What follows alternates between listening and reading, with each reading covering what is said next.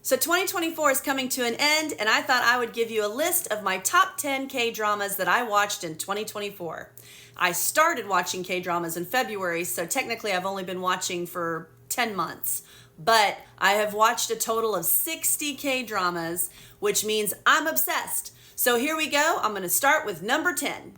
Given a ranking of 9.0, we've got Flower of Evil, Mr. Queen, No Gain, No Love, and Our Beautiful Summer. Not to get confused with Our Beloved Summer. Those are two different things.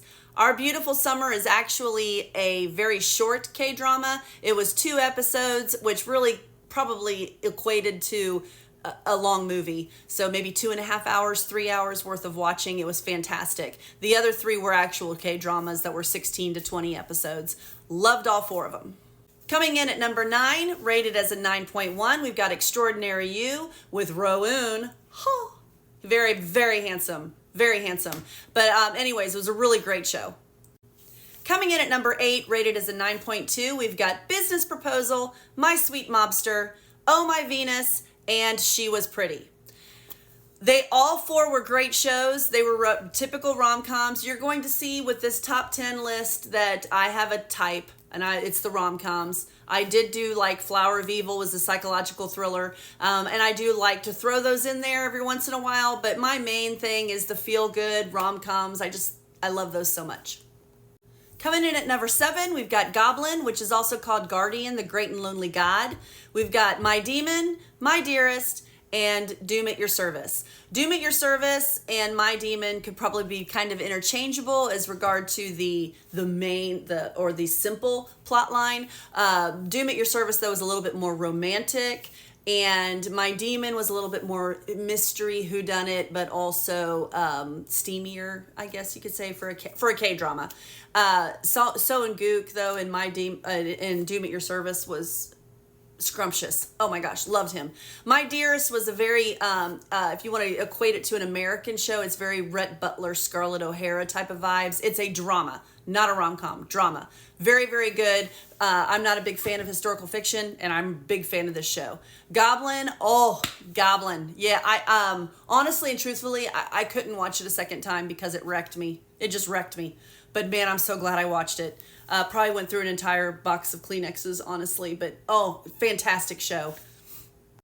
At number 6, rated as a 9.4, we've got Queen of Tears, Perfect Marriage Revenge, and Family by Choice. All 3 of those shows were great. Queen of Tears was extremely popular. I'm sure that you've seen at least one TikTok of even a dude sitting on a couch watching the show crying because it was just so good. Perfect Marriage Revenge, I am not like a vengeful person in real life, but when it comes to cheaters or anything like that, the revenge shows are just I just love them so much. But so that was really good. Family by Choice was fantastic. The child actors in that show were phenomenal, just precious. And the storyline was fantastic. I loved that show. Coming at number 5, rated as a 9.5, we got It's Okay to Not Be Okay and Marry My Husband. Marry My Husband was actually the very first K-drama I ever watched. That's a great one to start K-dramas. It's great. It was also a revenge cheater deal that I loved. I just really, really love when the women that are cheated on get revenge, which might say something terrible about my inner soul, but it doesn't matter. It was a fantastic show, really, really good. It's Okay to Not Be Okay. The acting in that was so fantastic, and the storyline was great. I'm not gonna lie, the first 3 episodes, I kept texting my daughter-in-law, and I was like, dude, why are you making me watch this? Because I'm terrified, because there was like scary moments. I don't do horror shows. I don't do horror, and this is not a horror show. It's not, but just to set up the story and everything, there's some scary things that happened in it, kind of creepy, and so I was nervous. But then once I got over that and got past those episodes, it was fantastic. Fantastic! It was fantastic when it was creepy too. But the actor that played the younger brother or the older brother, the brother that had autism, phenomenal. I think he won awards. If he did not win awards, shame on you, Korean acting people. He should have won an award if he didn't. Fantastic show. Coming in at number 4, rated as a 9.6, we've got Crash Landing on You and Strong Woman Do Bong Soon. Crash Landing on You, I think it was my third K-drama that I watched, but it solidified the obsession. That was it. I have not watched any American shows since. I don't want to. K-dramas are just, they're for me. I think that they were designed for me and nobody else because I'm that narcissistic. I'm not. I'm kidding. But that was fantastic. And Crash Landing on You, that was it. I was hook, line, in. Hyun Bin. Mwah. Oh, Hyun Bin. Wow. Yeah. Fantastic. Strong Woman Do Bong Soon. Park Hyung Sik. Whoa. When I tell you that that character in this show was little Heather, or little teenage Heather, young adult Heather, older adult Heather, and current adult Heather.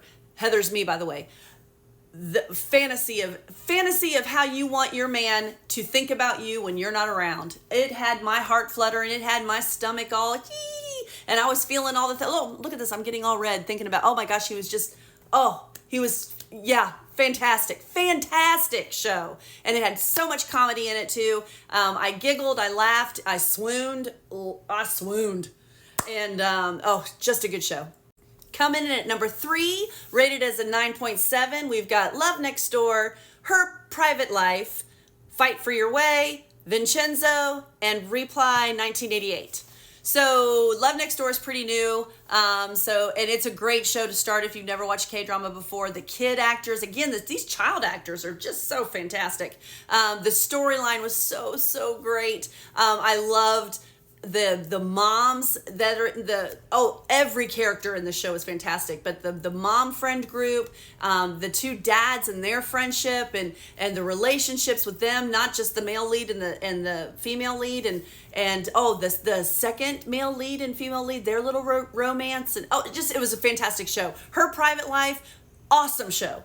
All older fangirls need to watch this show. That show had us described perfectly, because you can fangirl over a K-pop idol or a K-drama actor or anybody. You can be totally fangirling, and yet you can still not lust for them.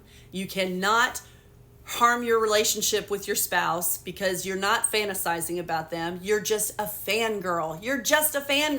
And this show was perfect in describing that, and how it was really good. Fight for My Way was the first show that I watched, one of the very few shows I've watched where it wasn't like a Cinderella syndrome or chai ball, I think you call it, but rich dude, poor girl, blah. It was great. I mean, don't say not blah. I love those shows, but this was a really great, just regular kids just trying to make it in the world, and it was a great show. Vincenzo, I loved that show. That was my first mafia vibe show, and I loved the whole pigeon thing. That was just so cute, and super fun show. Reply 1988.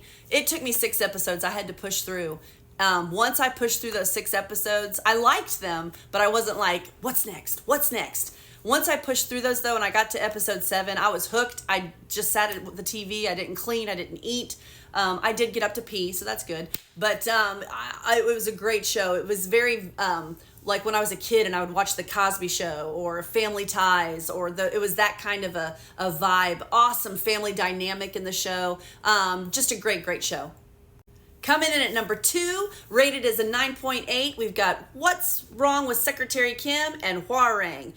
Park Seo-joon and Park Seo-joon. Park Seo-joon was in Fight for My Way. Park Seo-joon was in She Was Pretty. Notice that I really like Park Seo-joon. I do. I love him. He's top tier for me.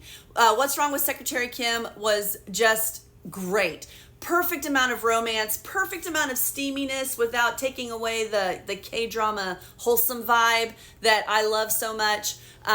The backstory was not the backstory I was expecting at all, or history was not what I was expecting at all. So that was fantastic. Such a good show. Hwarang, perfect cast. We have Park Seo-joon, Park Hyung Sik, Choi Min-oh, V, come on. Oh my goodness, it was such a great show. Loved it so much. Highly recommend. And finally, we are here with number one shows, a 9.9 rating, because this gal never gives a perfect 10. And if I did give a perfect 10, they would get one. We've got Healer, Lovely Runner, True Beauty, and Twinkling Watermelon. Twinkling Watermelon was fantastic. It was for you Gen X people, it was a very Back to the Future TV show or movie kind of vibe. Not a time travel. It is a time travel, but not your typical K-drama time travel. It was like Back to the Future. So good.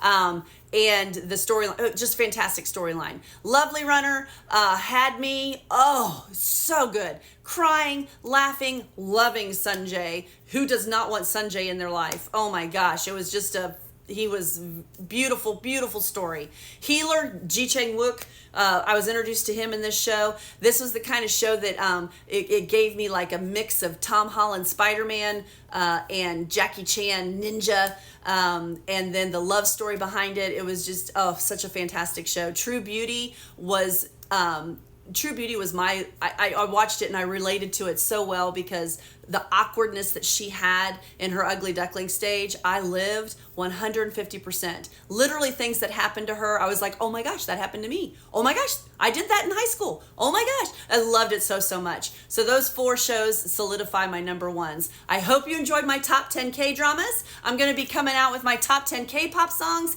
and my top 10 Stray Kids songs very, very soon. Have a blessed 2025, y'all.